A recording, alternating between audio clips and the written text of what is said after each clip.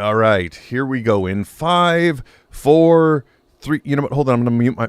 Wait a second. Why do I even count you down on this? You hear the audio cue. I'm such an idiot. How many shows is this? It leads me in. Well, it's the 344th. Will. No, you can't say that yet. Hold on. Okay, hold on. My bad. Sorry. Okay, hold. Okay, so in 5, 4, again. No, I'm count. No, we don't. Yeah. I don't need to count you down. No. I just need. I'll say it. Okay. All right. Yeah. So from now on, I'll just say, okay, hey Trent, here we go. And then when you hear the sound, you do the thing. Yeah. So I'll, instead of counting down, it'll be like 5. No. It's not. I'm not going to count you down. I'm just saying, okay, we're ready to go, and then. Hit me.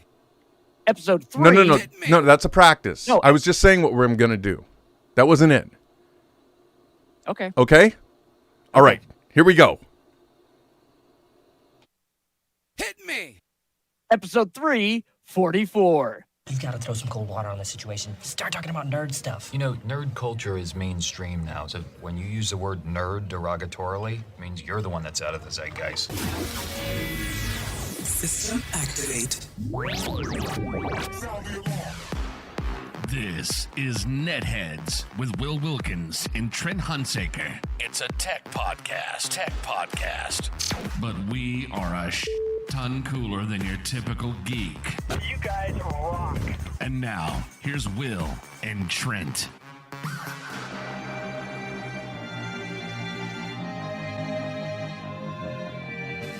No one listens to the radio. I wasn't even listening. I was listening to podcasts. Podcasts are great. Radio's boring. God damn right it is. Hello, everyone. Welcome to a snowed-in Saturday night. Not for me, possibly for Trent. I have no idea. Here on NetHeads, welcome. Thank you so much for joining us. My name is Will. And I am Trent. If you want to take part in the program, there are one of many ways.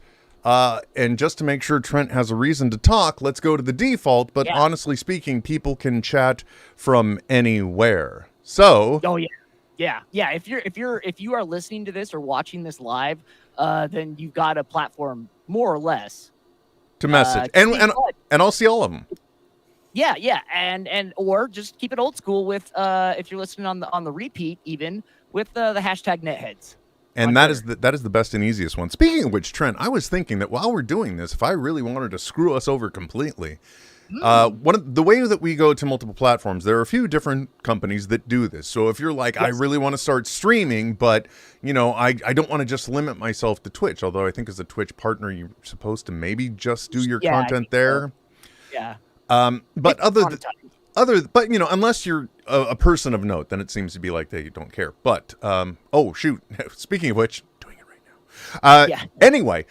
If you were sitting there, because we use Restream, there's like StreamYard is one, and it's got a lot of cool integrated tools. Then there's Restream is the one we use. And technically you could load the chat client on your computer. So that way, while we're doing the show, you could see everyone's messages as well, like I do. Because I don't know if you caught it in the beginning, my friend. Apparently, we're a tech podcast. Well, but that makes sense though, because and that's the difference than just if you were to, because you could still do it regardless of any stream that you want, go into all different platforms by plugging in your the streaming address. However, you wouldn't have the app integration like Restream gives you, which is actually like if your goal is interaction, then that's a no-brainer. Like, yeah. Well, speaking of which, Andy Testing, hello, we see you. Michelle Kuzo, hello. She's pointing out I'm definitely snowed in. The blizzard in New York today was crazy. Chuck, now how would you pronounce Z-A-P-I-E-C? I've wondered this one for a long time. Zapiak? Is that what you would go with? That's how I read it. But anyway, he says, greetings, programs. Hello, program. Where is the user?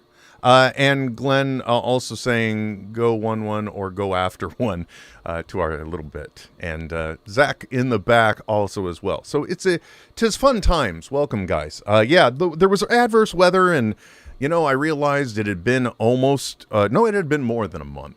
So it was about time that we sat down and talked, right? Because I haven't seen you a month, a few days. Yeah, I know. Sorry, guys. But Will, it is not snowed here. In fact, at 10 o'clock a.m. here in the Valley of Cash, it was minus 4 degrees Fahrenheit.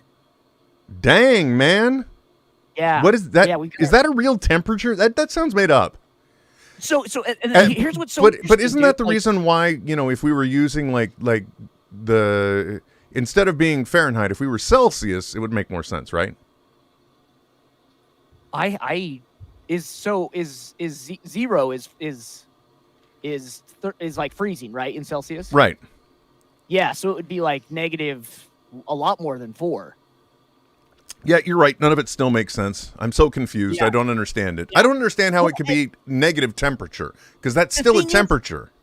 The thing is, though, like it's like I'm wholly convinced that temperature, or at least the way we react to it, is so psychosomatic because we have a heat inversion where the ground gets colder than gets so much colder than the air that the air gets trapped, and so you'll have like it can't rise anymore. So we have this this heat inversion, and because of it, it'll be like -4, but the sun is still shining. And at night, if it's -4, God, I can't get in the house fast enough. But when the sun's out, I'm going for a walk. The dog and I are playing outside. It doesn't affect us at all, but it's the same temperature. That again, weather's crazy. It's nuts, dude. That is speaking of which, by the way, it's sunny and warm for Aaron Morris Miller in Tamworth, Australia, and as well as Andy saying doesn't snow here in Sydney either. So we are fucking, dude, we did it. We're finally truly live and international. We've probably done it a few times, but What part of Australia is she in? there's a Tamworth, Australia, and Sydney. Tamworth. Like how much is that? How much? This is a Tam. Yeah. TAM. How much is it worth? Not a Tim Tam though. Don't get confused. No. Yeah, weather's crazy. Of course, here it was just sunny, California. So, as a matter of fact, I'm now at that point. Oh, the recurring themes, folks. By the way, I always joke about how we're incredibly inconsistent, but like literally, I think now we are like a once a month podcast at the end of the month. That's where we slide right in when you're least expecting it, but most wanting it. We are not unlike the quota of a traffic cop. Yes, there you go. Oh shoot, we got to get our numbers up. It's time to go. Oh gosh, I got a performance appraisal coming up. I need to give some tickets. There you go. Dang howdy, my friend. Very, very true. So yeah, the weather has been nice here. I am now in that annual game I've played of. Have I gone too long before pruning the peach tree? And once again, wondering, isn't there some orchard or somebody around here that also grows peaches where I might just be able to get their advice 1 year, just to like, this is the way my tree is. What are the things this is its approximate age, and what are the things I should do? How should I prune it now and in the future to get the best shape? But again, I'm just going to go at it with a hack or chainsaw and go crazy, if that's okay. So it grows like a whole bunch during the summer. Yes. What happens is it goes dormant when winter hits. So basically, around the first freeze or the first time we get into the 30s, it goes dormant, and that's the time where you want to trim it. But of course, when it's rainy and crappy, you're not going to be out there crazy with a chainsaw. So then you do the original pruning. And I already know the theory. It's that you're supposed to grow it. We're a tech podcast, folks. You're supposed to grow your peach tree like a bowl. So the branches come out and they are low. So you can easily pick and maintain. Yeah. Very simple concept. And you want all your growth on the outside because that is where the sun is. And you want to be able to have light getting through the top. Yes. Right. So yeah, exactly. Because with apple trees, I know it's the same thing. And the bowl, it's the perfect description there. So that you have light hitting all because otherwise a canopy develops, and then those larger, stronger fruit bearing limbs near the trunk aren't going to get the light to grow as much. Exactly. And it only grows on last year's growth. So you can really control there was 1 year I left it to a twig, one branch, one damn branch. It was a beautiful year, no fruit. Now out of control again. Because there's first that initial growth that happens, the budding and new growth when the spring hits. But those buds are going to start to show up any minute now.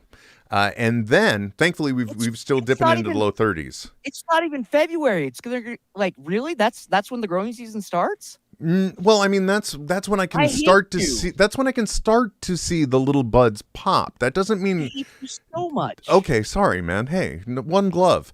Anyway, that's the time that I want it to be pruned. But it still also continuously grows through the year. There's summer growth too that I never thatch out. By the way, thatch, real word. So I never clear that stuff out. So that's how I quickly get a tree that's always out of control. Okay. Now, I'm gonna throw out some names, and you tell me if any of them sound familiar to you. Will okay? Mm-hmm. Rancho Zaragoza. I'm sorry. What? Rancho Zaragoza. That is the place where Gozer the Gozerian came from? None Better Farms. Oh, yes, I know them. Are you just looking up ones in my area? Please don't tell me how easy it is. I don't need that. No, because I know you're in a very for the Bay Area for an urban suburban area near the Bay Area. I was actually surprised at how many what's the term? How much agriculture is around me? Well, not even just the agriculture, but how much orchards of it is it is a front facing business, right? Because at least what I'm familiar with, right? If you Googled, say, like hay production in Wyoming, you'd get maybe like 3 people because everyone's selling it either to other farmers or directly to the government. Like it's not like you can just call them up, and all these guys have like actual websites and like you can contact them and stuff. Oh yeah, I'm actually blown away. But thank you for pointing out None Better, the one that I've driven by a gazillion times. I never picked up. I'm gonna seriously, because it's the time of one phone call. Hey, look, I never am a proprietor of your establishment, but I've got a peach tree. Can you help me? I'm sure that'll be the great lead in. Of the list, the one that really like speaks to me is Bacini's fruit trees. Just because of the name? Yeah. Yeah, I'm with you. By the way, look at this. I'm about to make a tech connection. Are you ready here? Because our chat, it comes in from all the sources to me. In places where it's authenticated, it's able to redistribute that chat. So there's a possibility these two people are seeing these messages or they aren't. But here it is, because of the things I know, because how especially we get involved in the life of our Patreon supporters, which is patreon.com/netheadsonair, I think. Doesn't matter. Go ahead to netheadsonair.com. It's got the links for all of our stuff. One of our patrons, one of our Patreon supporters is Michelle Kuzo, and she is a Sensi representative, a sales associate, consultant. Okay. Sure. She has told us on the stream before, and of course, promptly forgotten, but I remember that element. And Andy, actually, you know what? I'm not making a connection. I forgot they're in Australia. But if you can go, if you can help internationally, the question actually comes into something that will come up a little bit later as well. Oh, back here. Oh, the Vector camera isn't working. I can't show it. But the Darth Vader Sensi warmer that is behind me does cast 3 TIE fighters in attack formation behind him. So right now I'm getting the beautiful sense of raspberry, I think, and maybe a little lavender, or raspberry and vanilla is what it is, because it smells like candy. And then that is projecting that. And the best part is that the wax holder inside of his head also has the Death Star on it, which brings us to our next topic. If you're ready to move on, if you're ready to take our tech podcast out of agriculture. I like the boss was born to run. Right on. Thank you. So one of the things I brought up last time, well, actually, let's actually truly get into the tech so we can address some tech in case it has any questions, because I have a very interesting story that goes along with this. Now, I have 2 computers here right now. Honestly, we've talked about it. I'm looking at 5 monitors right now, and 4 USB-based cameras. I may have a problem. Anyway, I have 2 PCs here. One of them is the recent new one. I think I'm sending audio back to you. I'll fix that in a minute. But I have the one that was my original upgrade system to do video editing and stuff on. And then there was an even newer one because I have a much higher need now for that. So what happens is I ended up with these two Windows PCs. Now, one of them keeps telling me to upgrade to Windows 11, which I was about to do, but I was having questions because on that particular system, that one's got the RTX 3060 GPU on it, I believe. Ooh, yeah, oh, wow. Exactly. So it's a very multi-purpose machine, but definitely should have a GPU that can do the job. But if I was running, say, a 2-hour and 20-minute 1080p video, it would take it about an hour and so 220, and it was taking like an hour 10. And I'm like, half is good, but that still seems off. And then I took a close look at the system because in order to get the GPU, I had to get a pre-built system to be able to get the GPU, to get more than just the GPU. And for almost the same price. Exactly. Oh, there was one point. There was a system, and for those that don't know, we've discussed it here on the show. If you're not aware, when you're looking to get into upgrading, which is the beauty part of PCs, is you can have a gaming PC that's doing you well, and it would still do you well, but it just needs that new GPU, the graphics processing unit, a graphics card. Easier way to put it. And with a PC, you can do that. You can just get a new graphics card for better performance. But because of both chip shortages and COVID and crypto mining, which is the point that Trent tried to drive home 3 times and I never picked up on. But in order for the farms to mine these crypto tokens, they needed that GPU power. So there was that. And already, by the way, I don't know if you saw on the news, Trent, which by the way, I know you haven't because we just mentioned before the show, you don't talk news. I just don't know. Well, the world of Bitcoin dropped by 40 or 60%, somewhere between 40 and 60% overall, I think, last week. Oh. Yeah, so, the pretend market of stuff that doesn't seem to exist that I don't understand may truly be coming to its, what I would have seen, its inevitable conclusion. Much in the same way that the economy or economy 2.0 or whatever it was that they were talking about, the web business before the bubble crash in 2000, .com bust. Wow, I'm just now. So, by the way, in case anyone was wondering what the old people stories of tomorrow are going to be, I'm the warm up act now. It's not about and you will know us by our greeting of "What's up?" What's up? Oh man, you just perfection, my friend. Anyway, that machine wanted to upgrade. The render time seemed too high, and then I'm like, you know what? It was a pre-built that you got for a really good price. So why don't you take a look at it? And sure enough, somehow this sumbitch only shipped with 16 gigs of memory. Yep. So there you go. Instantly I got on the horn with the boss and I'm like, hey, so this kind of happened and I need to get some more memory. That cool. I got the green light. Boom. Let's go. Things are running so great now. But tonight I was particularly concerned because we were getting into the territory of upgraded systems on digital broadcast machines. It's, I guess, the best way to put it. Right. Am I going to be able to hear Trent? Will he be able to hear me? Will this streaming and encoding machine be able to hear anything? And so I did upgrade the one main one. That upgrade went fine.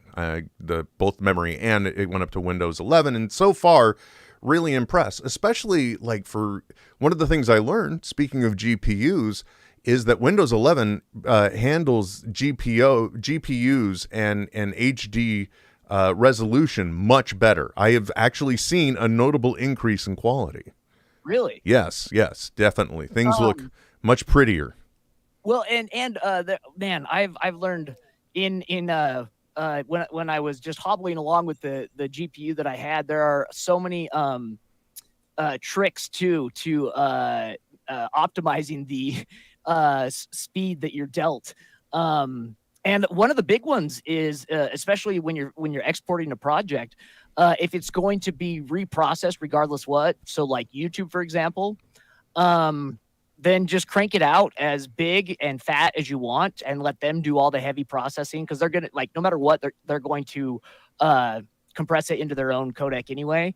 And a CBR is going to be the fastest thing to render. And then just if you can, honestly, the higher the bit rate, obviously it's going to take longer and it's going to look better. But if you can find that sweet spot, Well, crank it out in a one-pass CBR. see, it's interesting you mention that, because the situation I'm in, and the driving force is because I was taking somebody's file that I get sent on the reg, and then I have to drop it in, and I have to process the audio. I have to then hit the right in and out point for the intro and the outro video. So basically I'm taking somebody's video and then I'm reproducing it.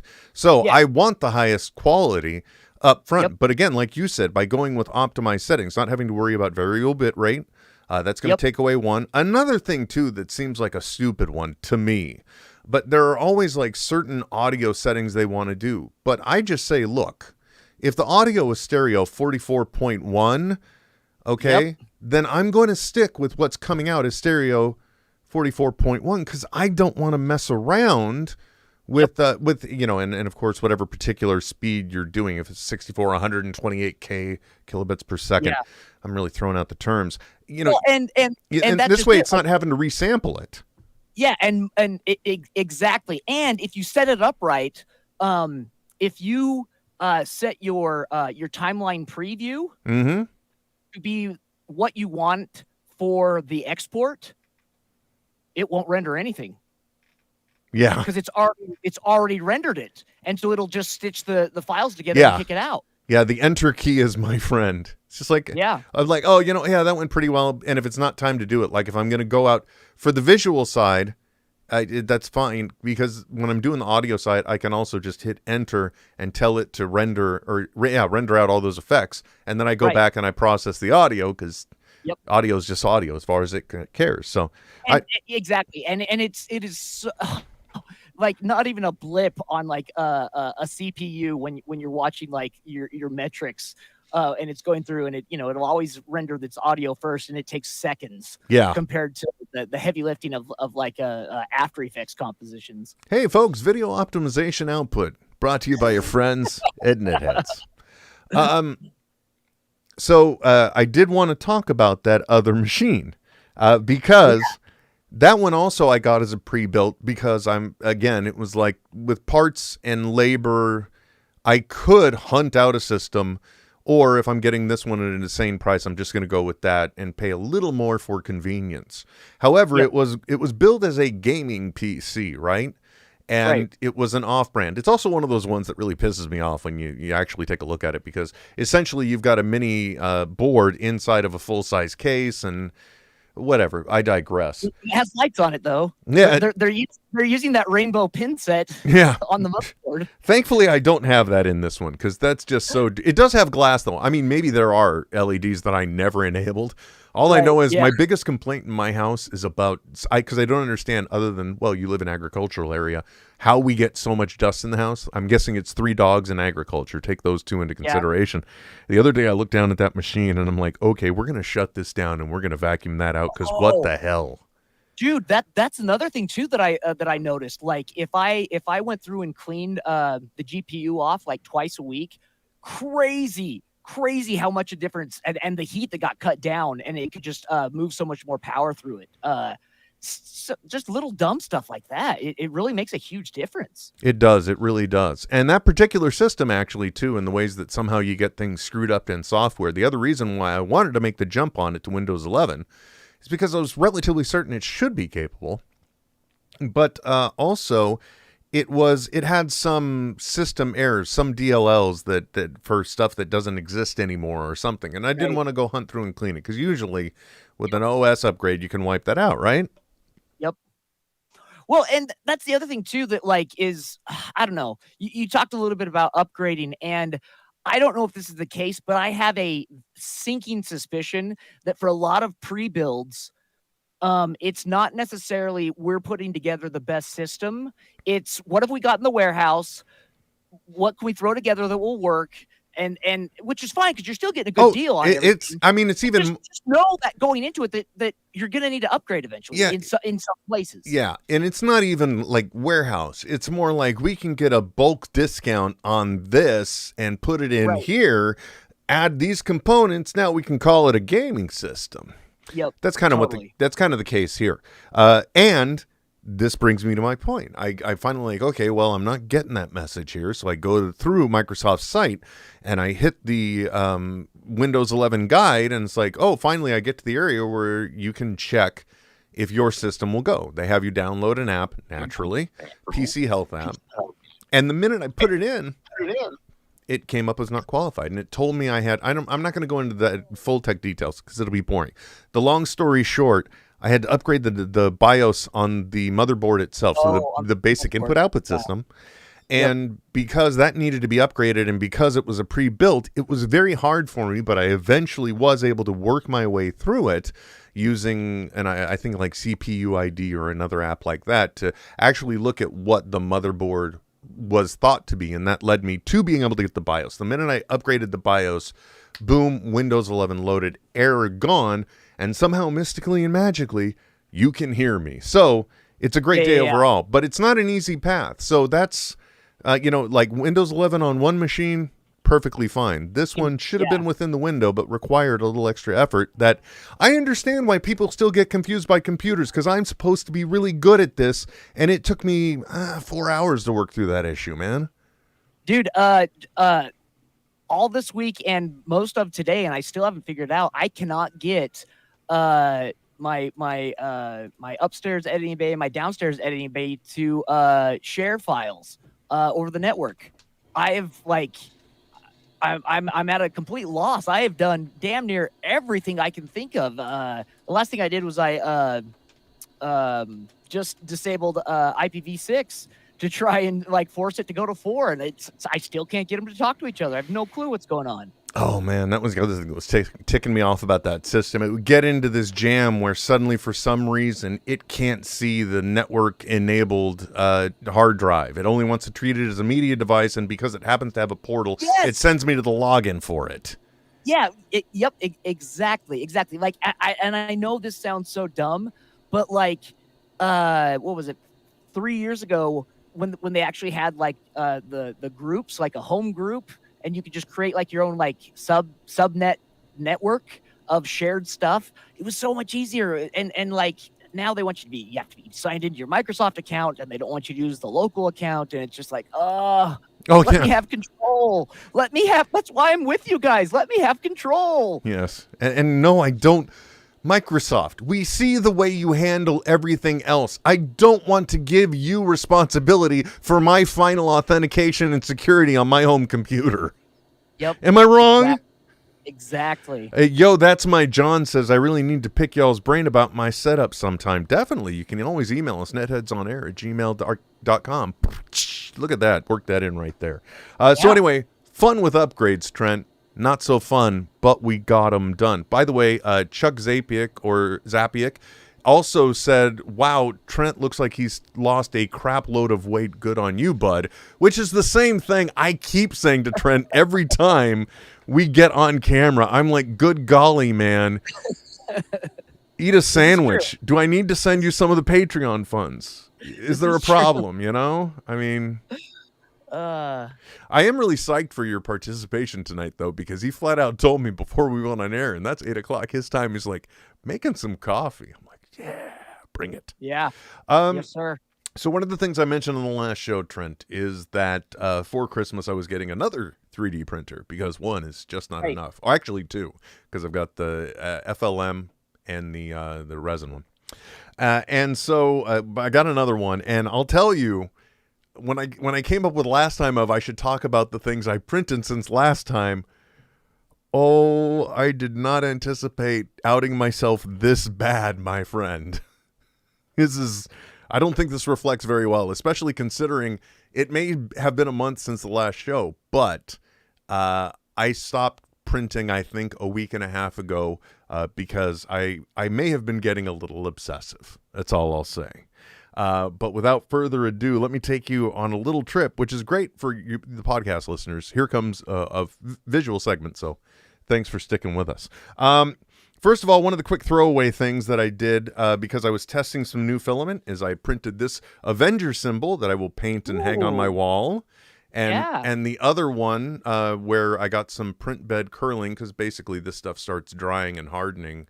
It kind of contracts, more moisture gets out of it. That's why you want drier filament, I guess. Anyway, it had some like sloping here, and I also had to print this because Blair was like, I want that, and took it. So now I've got this one. So I printed that. Also, Blair wanted Hermione's wand. Oh, shut up. So I made her, this is my interpretation, but I printed out and then made Hermione's wand, which, by the way, I don't know if you can make out the finish on this, but I also ended up getting an acrylic product from Smooth On that specifically made, although I take umbrage with the fact that they say you want to target about a 1/64th layer thickness. I mean, unless you're telling me, I don't know, I can't conceptualize is my point. So is a layer a standard unit of measure?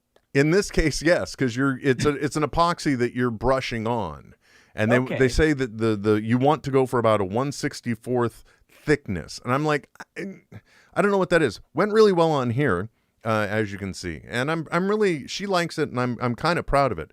But the reason why I bring up the acrylic product though is because it also, once it dries, it also gives you great surface strength added in, so things feel much sturdier. It doesn't just feel like plastic.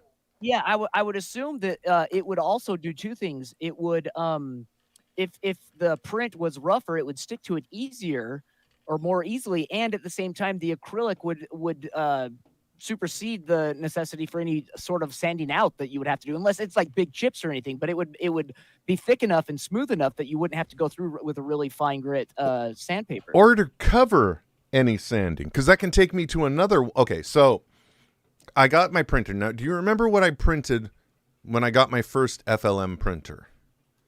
Which failed miserably. Miniature sound amplifier.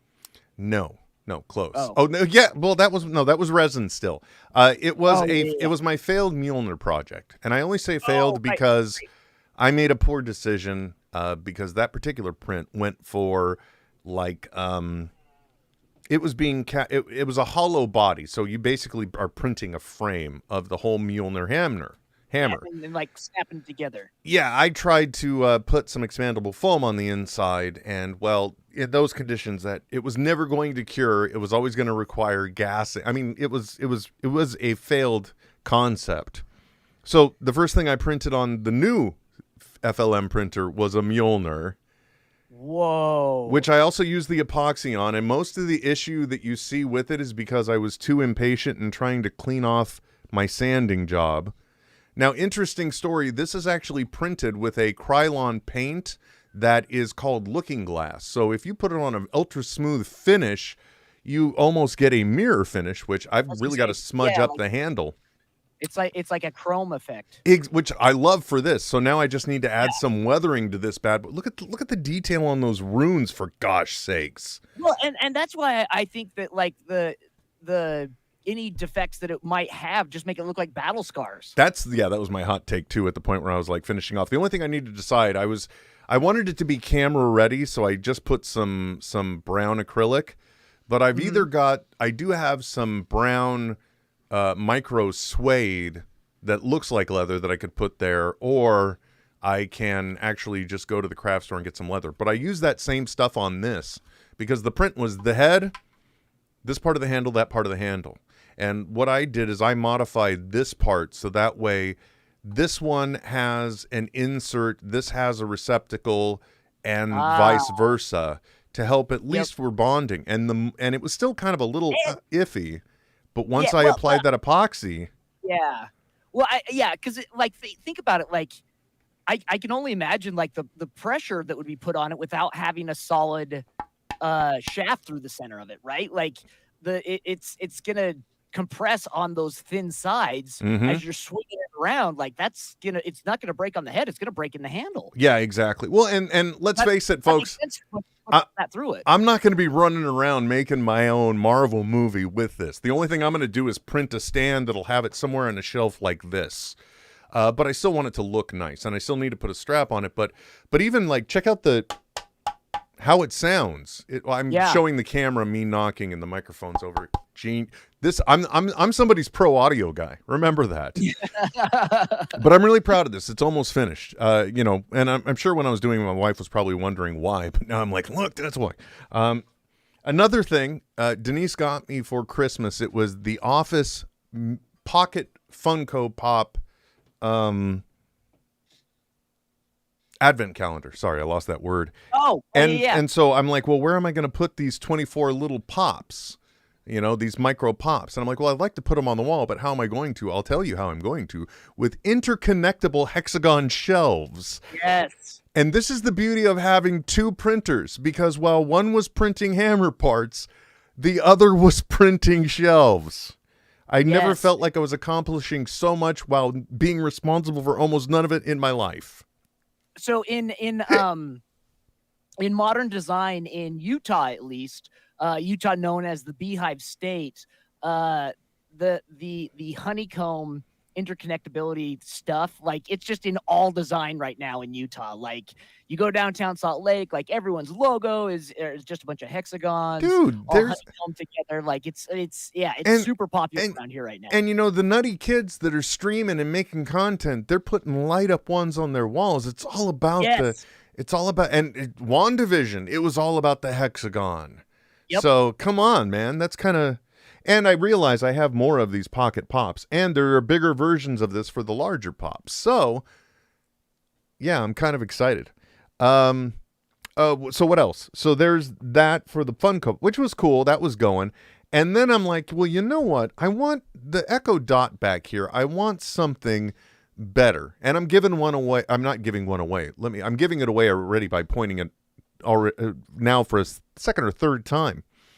I ended up creating a new Echo Dot holder. You remember I had an Astromech, an R2-D2 style droid holding it. But I noticed that it just never heard me very well being anchored. So I wanted something forward facing. Well, actually, originally I wanted something that looked a little more with Darth Vader. And that didn't end up working out. What I printed, which I'll show you in a second. So I ended up figuring out, oh, well, wait a second. I found this TIE Fighter one on Thingiverse, and I'm like, that would be perfect next to a Darth Vader, because it's projecting TIE Fighters. That's a 100%. TIE Fighter. Yep. And it's holding the old Echo Dot, and now it works great. So that, I printed that out too. And most of these things were going while the Mjolnir parts were going, or it was printing one of these and still printing the shelves. I always had two things going at once. Sure. Speaking of which, then, the original holder, and this takes us into the other things I started printing that I was trying to print, which still would have been the same muffled philosophy. It failed. It wouldn't do as it was intended to hold the Echo Dot, but then I realized, okay, it may be a failure, but if I just still put it on the stand like this and join the parts, I still have a Death Star. Oh, yes. Which, by the way, got to dig that it's the Imperial symbol on the stand that's holding it. Nice. And these are the speaker holes where it should be. Oh, okay. But I was just like, I'm not going to retool it or anything else. I can just stick these together, and it's been on a shelf over there now. So now I got a little Death Star. Or I was going to say, or you could probably even just throw some lights inside of that. Oh man, that's a good idea. And that would look cool. Like, you know what I mean? Like, whether they be like RGBs or just regular lights, even like that. That's rad. You go in with a Dremel drill and like drill out a bunch of them, so it looks like there are actual like lights. I don't know, that's pretty cool. There you are. How thick is it? Now you're taking it to the next level, my friend. Well, this has got, I think, 0.2 millimeter wall strength. I don't know though. Okay, I can judge this. This is about 1/8 of an inch, so a half of a quarter of an inch is the wall thickness. Easy to go through. Yeah, honeycomb it out. Oh yeah, and a Dremel fine tip on that to just even a long point. Oh, it looks so nice. Yeah, go fast. Yeah, wouldn't be nothing. That's something you're sitting around doing while something else is going on. You're just like, hey, this is happening. Yeah. I'm just gonna. Anyway, so there was that. So then, while that was printing, the other printer started building things towards another project I did. I've got two sizes of this, and this is really cool because it's an all-in-one print. Everybody that doesn't care about 3D printing tuned out a while ago, but hey, Welcome to your Saturday night, folks. This prints is one piece, but it ends up having a hinge. These are cable clamps. So if you want to organize cables, you can get it down to just the size you need, and then you can either like what I'm going to do on my desk here is just going to be teacup holders, like the eye hooks, and then I'll just hang one of these from it, and that'll be the guide for all the cables. And that's in two sizes. See, the big one and the little one. So I have a bunch of those. I'm just like really intrigued, like how they work. It's what happens is there's a very against. Yeah, it just clicks in like that. Huh. And it prints all in one. So there's just enough of a gap around the pieces of the hinge that you can, when you move it, there's an initial snap because you're breaking the other remaining supports around it that made it work. But it's an all-in-one print too. And that's you can use cables to lock it off and hang it. It's a very cool design. That's a good idea. Right? Yeah. So I got a bunch of these now because while one was printing, I was just like, hey, well, let's start another one. Because I could, there's two ways to do this. If you want to avoid a lot of stringing, which I did, I would just like run one at a time. Because with FLM printing, unlike resin printing time is all based on the number of layers. Curing time, number of layers. So whether I'm making one of something or 20 of the identical thing, it's going to be the same print time because it's light being projected up to harden something, a layer. FLM printing, totally different story. It's basically a automated, really clever hot glue gun that's traversing a physical space. So if I had one of these and it takes 3 hours to print on the build plate, then 9 of them is going to take 9 times 3, 27 hours to print. Yep. So I would rather go with smaller intervals that I can just maintain to ensure I catch a failed print early, less stringing, yada, yada, yada. So I printed those. A quick digression and support for the cable management. Like I had a conversation with a colleague about this just this week. Like he was giving me shit about we have a rack mounted box that I went and redid because the cable management on it was so bad. And he was giving me a lot of shit about it. And then the classroom designer, the guy that like is like the buyer for all the tech for classrooms on campus, overheard him giving me shit about it. He's like, no, man, that's actually he's doing it right, because otherwise, you know, the more electricity you have going through stuff, it's going to start getting a lot noisier. You're going to start losing signals. Signals are going to start crossing, and you're going to have interference. He's like, no, like it's worth it. You should always be doing that, making them as close together as possible. So not only aesthetically is there a definite advantage and not tripping on them and everything else, but for a connection and function of the devices that they're supporting, there's that advantage as well. So you always want to make sure that your run is as minimal as possible for anything. Yep. And if it's like don't create space between them, put them all together, so that they're sharing that the space. The more space you put between them, the more likely they are to like jump to try and make that connection. Right. So just make it all harmonized. So there was that. And then again, all of these things are printing, so I'm always trying to print something else. And I think it was I had changed the settings on one printer, and I was seeing if they would work better. Do I do that with like a simple budgie or little thing to see? No. Why would I do that? Instead, I say, I've got a Generation 2 Echo Dot sitting around doing nothing. Wouldn't I'd like to take that crappy speaker and make it sound even worse by making it into a Gramazon? Dude. That is awesome. Like an old Victrola. Exactly. And this, again, is using the same Smooth On. Welcome to, would love to have you sponsor. I use that same thing here. Now, this one isn't painted at all. I didn't do any finishing. And if you look down the barrel, you can see it's not really sealed back there. But all around the outside, this is just the actual print minus some sanding I did because I didn't understand the concept of making sure that the print head doesn't move around when it starts a new layer. Otherwise, you get a seam. Sure. This covers up some of that, but you can see it provides a nice smooth finish even at just that. And all of these things, by the way, none of them are going to be perfect. I know perfection is something to be, you're supposed to aspire for it, but it's never achievable. But at the same time, I'm leaving every one of these things like how they are, because these represent like where I was on this journey at that time. Sure. And it's like, Totally. oh, I would do that so different now, or I would remember the reason why I do certain things. And if you want to know, does it make it sound like an old Victrola, all tinny and old timey? Yes, it does. Totally. Yeah. Awesome. Our Hell podcast sounds hilarious through this thing. I'll just say that. Yeah. And then finally, Trent, I bring you to, out of all of these things, I'm about to show you the one that impressed my wife the most. Oh, also not represented because it's on a printer is a new cooling shroud to go around the original Voxelab printer that's more efficient with the fans and lowering fan noise. It got rid of some plastic and it mounts them in a different way, so it's better at cooling the filament and the print head. Worked great, but you can't see that one.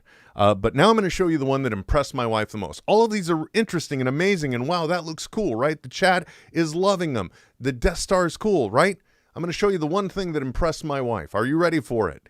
This is the print job that impressed my wife the most. Okay, I put it on me. There it is.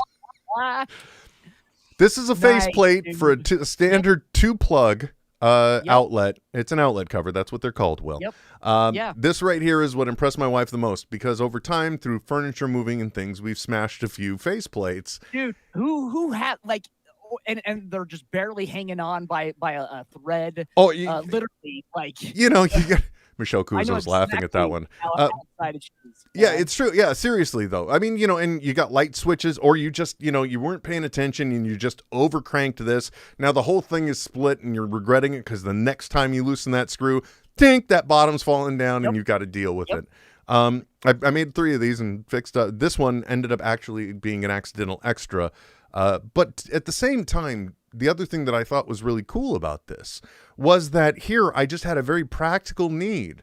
And instead of getting in my car, driving down to the local hardware, I was just able to say, well, let me find this, print it up. Oh my God, it works. And that just... Yeah. For me, that is the coolest part. If you're I don't know, like the older I get, the more into like finding creative ways to do things. And if I'm factoring in time, it's probably not saving me money. But it's fun. Do you know what I mean? Like coming up with unique ways to like solve a problem, it, like puts my brain to work so I don't feel so useless all the time. Trent, I'm going to tell you, I'm going to walk you through a little roadmap of justification. Okay. The initial 3D print, I think somewhere in the back of my mind, it was always about doing stuff. Oh, shit, just knocked over the Gramophone. It's always been about doing stuff like this, right? Now, mind you, a base level FLM printer, $189. I think the resin printer I have was somewhere in the ballpark of probably $229, right? Although, that one is really more about making detailed things, rapid prototype of designs, things like that. Or minifigure work, really detailed. That's what it's for. Because that stuff can, when cured wrong, really brittle. This is a little hardier. I think it was always about doing something like this. And I'm sure the retail version of one of these from the Legends series by Marvel, if the shield is like $129, I would say this is probably comparable, but I'm too lazy to look it up. Yeah. And the way I justify it is, well, I could have just bought that.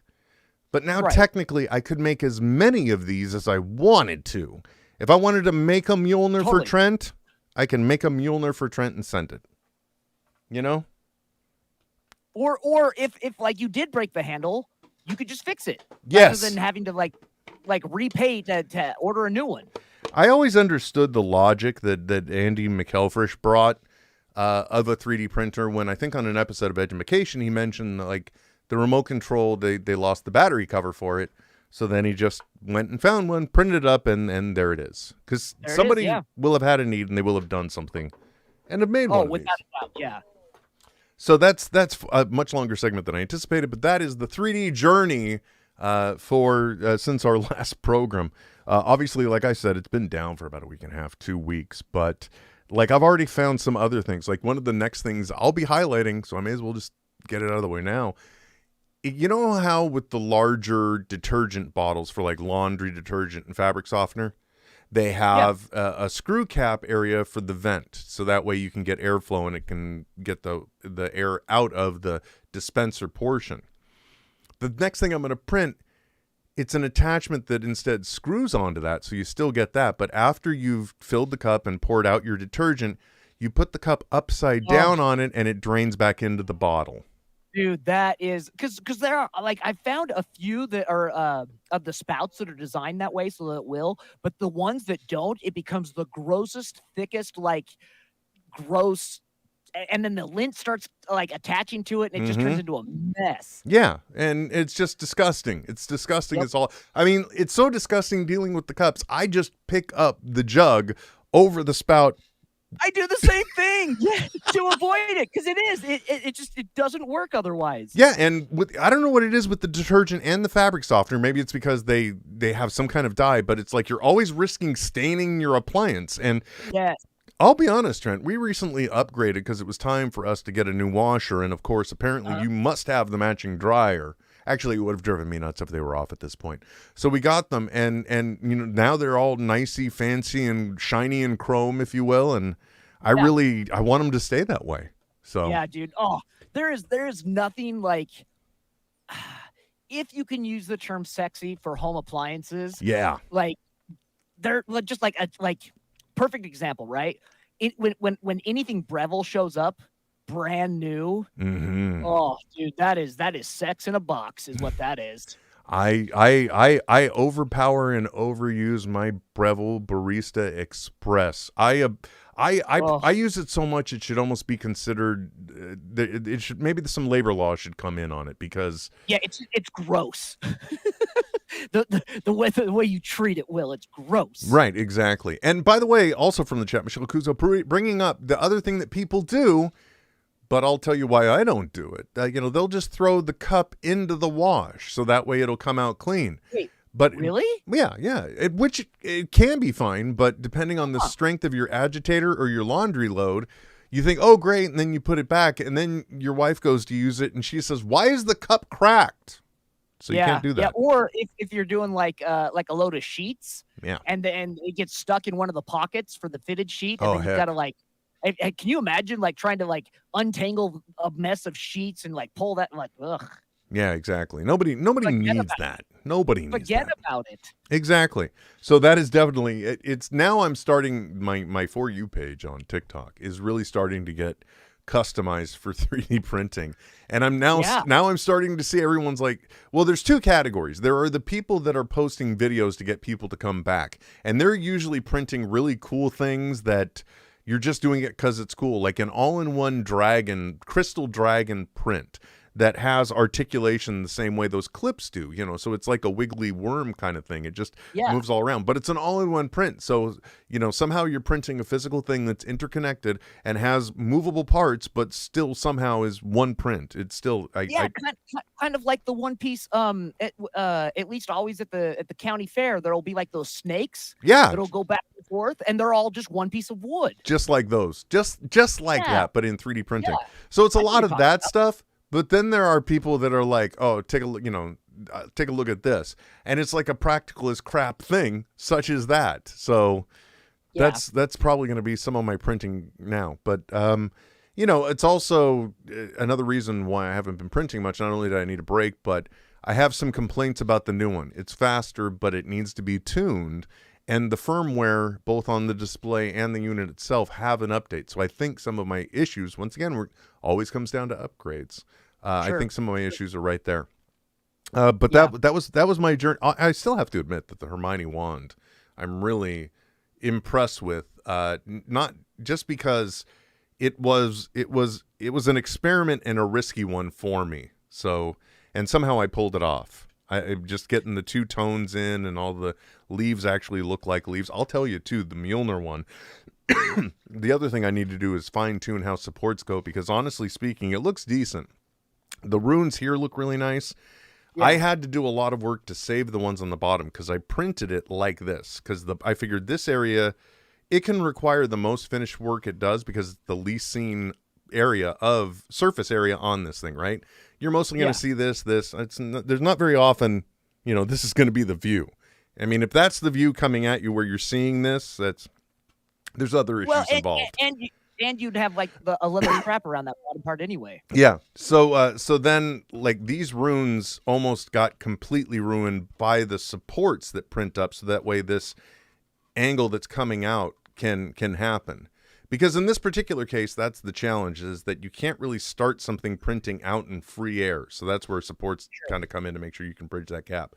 So it was an entire episode of Saturday Night Live, I believe, trying to work all the crap out of these runes here. But it's passable. Well, And that means you probably sat through the musical guest then too, didn't you? yeah. Well, Oh, I'm sorry. Am I the only one? Really? Gee. Speaking of which, they're coming what on in was that, 14 minutes. What was that joke on Arrested Development when about there's a spot time when they can't find the batteries or something for the remote, and they're like, oh, someone's gonna end up watching a lot of the musical guests on Saturday Night Live. Oh man. I'm so glad, at least in this one aspect of television, that they're getting it right, and they just air it live to all the coasts, all the time zones, which we will be off before then for sure, so that way everyone can enjoy Saturday Night Live while they're shut in. Yeah. That being said, though, the Christmas episode that they did that were a lot of rehashed old skits, but the digital shorts they did for it, they have upped their game, man, when it comes to on studio shoots for sketches, to where like I would watch a whole separate show of just them doing that. Are you talking about this new trio that are in play in some of the original shorts, or are you just talking overall? Just overall, the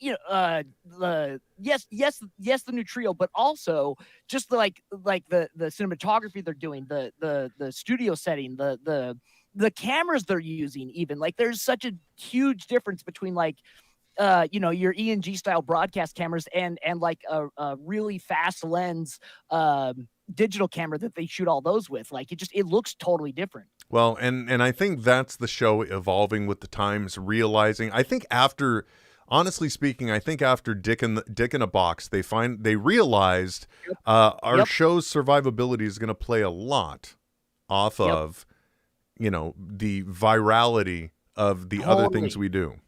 Yeah, totally. And I mean, that's the game of any content creation now, is how shareable is it? Yeah. Well, yes and no, but yeah, that's the only, you got to have something that goes viral and everything else. But, I don't know. At the same time, that's kind of like the thing you can't chase if you're not a major brand like Saturday Night Live or like.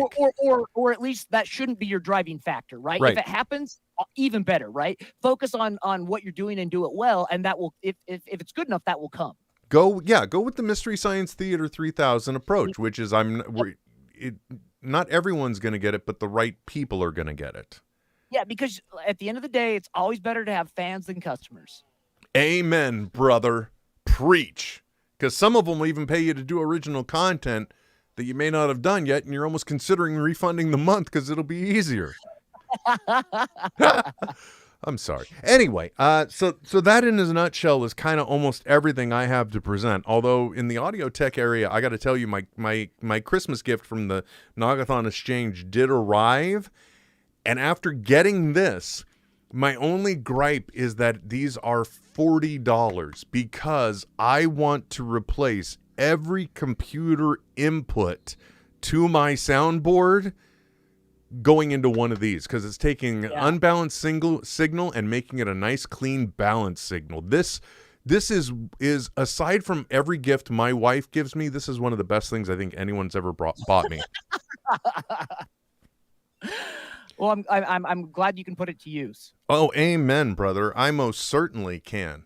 And I hope yours hit the spot as well. I don't know how I've even let my beard grow out. The last two trims, I've said, you know what? Let's get some winter growth on it. So it's past a tweard right now. Mm-hmm. The 2-year beard.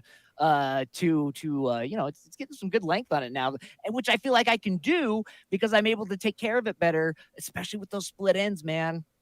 Telling you, it's a huge deal. Is the comb nice? That's the one thing I was worried about the most, because I don't know. Yep. I figure a man's beard comb is probably a very personal thing. So I was very uncomfortable buying that, to be honest. Well, so how I do it at least is I comb it out when I get out of the shower because that'll help it dry, and then I go back with a brush to give it shape and volume. Is that a boar hair brush by any chance?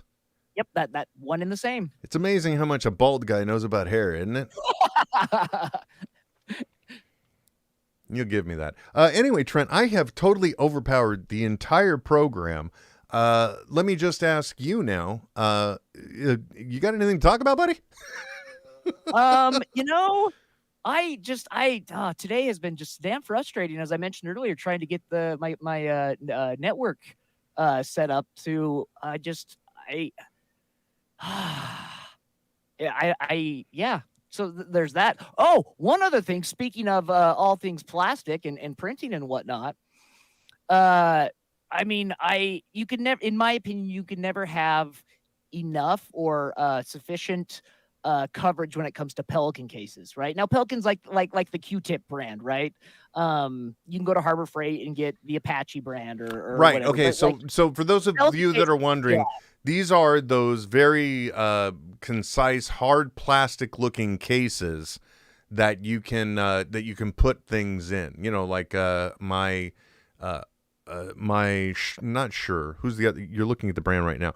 Zoom Yes. H6 recorder comes with a nice hard plastic case. So these are the heavy-duty ones. The Pelican one being the name brand, and the Apache, of course, you mentioned being the bargain brand. Yeah, exactly. And like if you're a firearm owner, this is probably what you've got your stuff locked in. Right. Is because it's secure, it's safe. They're virtually, they are destructible, but they're like even the off-brand ones aren't cheap.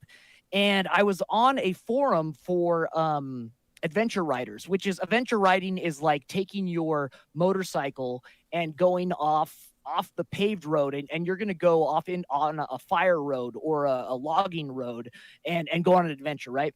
And I was reading this forum post about how this guy had purchased some completely destroyed, like big holes in them, stuff like that, probably flew off a truck at a high speed or something, Pelican cases, and he was able to get the same plastic that 3M makes.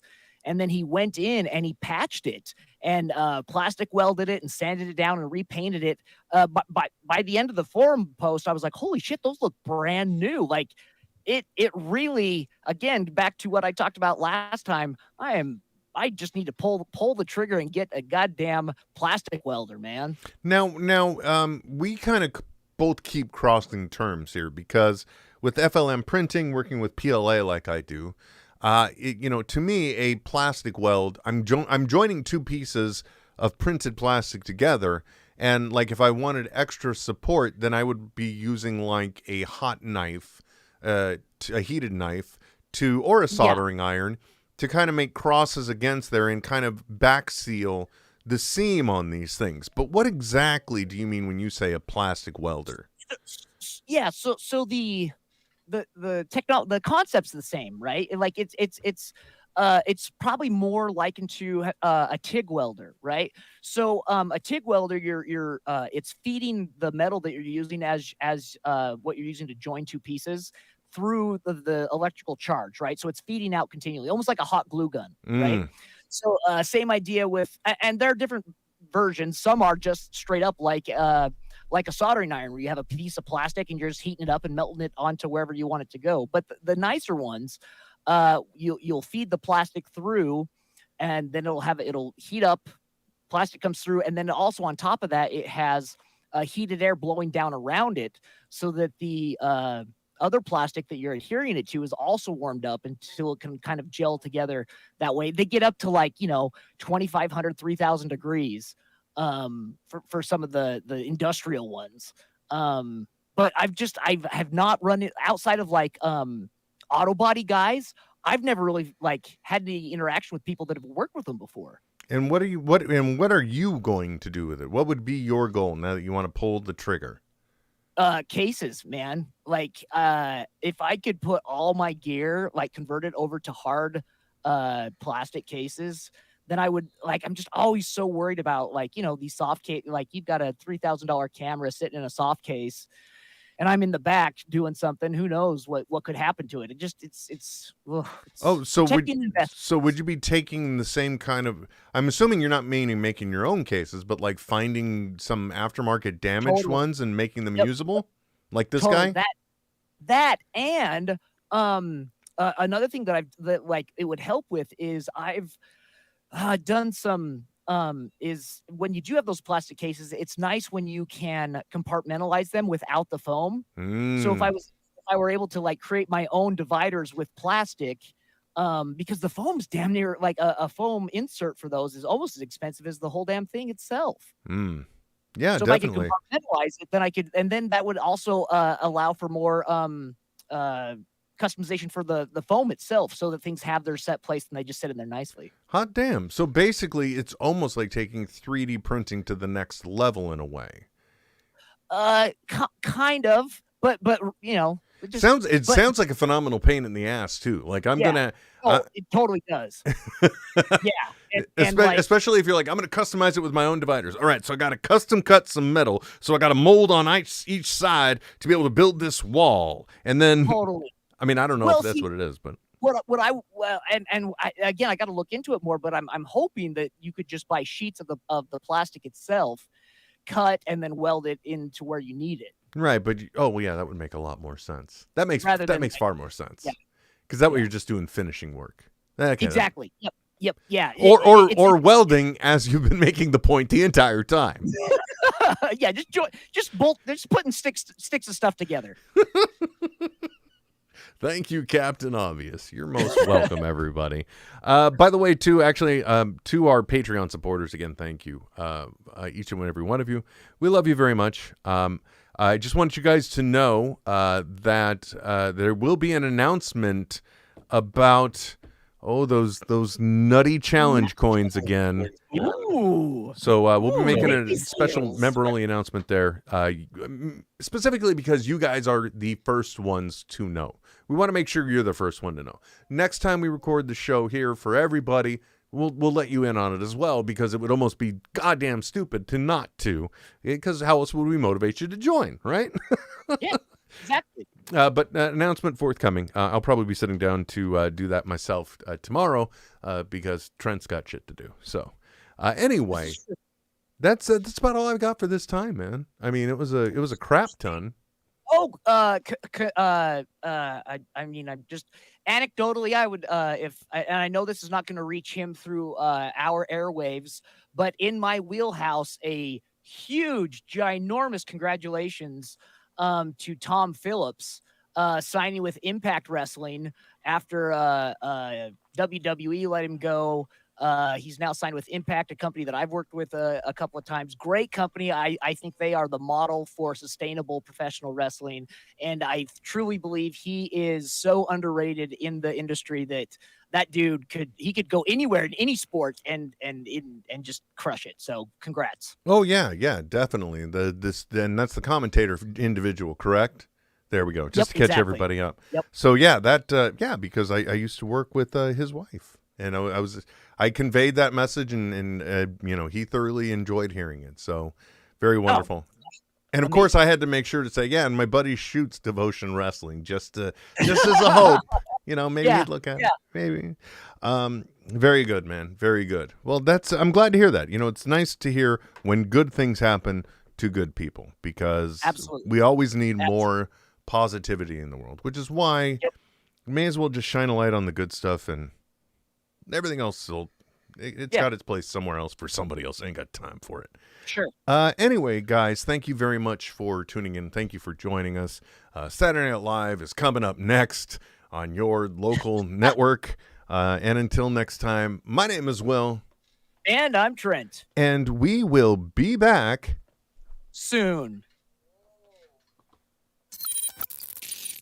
This is NetHeads with Will Wilkins and Trent Hunsaker. Signing off. I know, right? But stop being a little Nancy and deal with it. NetHeads. We'll be back soon. Goodbye. This has been a Smodco internet production. Sip. Only at smodcast.com. I know we didn't talk about the little robot guys at all, but I've really got to do something because, as you know, I've got the emo robot, right? And my mic was open during that whole close, and I don't know if you can hear that, but every once in a while, there's just a little robot in the background, and it really sounds like there's somebody listening that's depressed. Poor emo. You know, Will, all he's ever wanted is for his maker to pay attention to him. He knows that he's well taken care of, but not emotionally, Will. Not emotionally.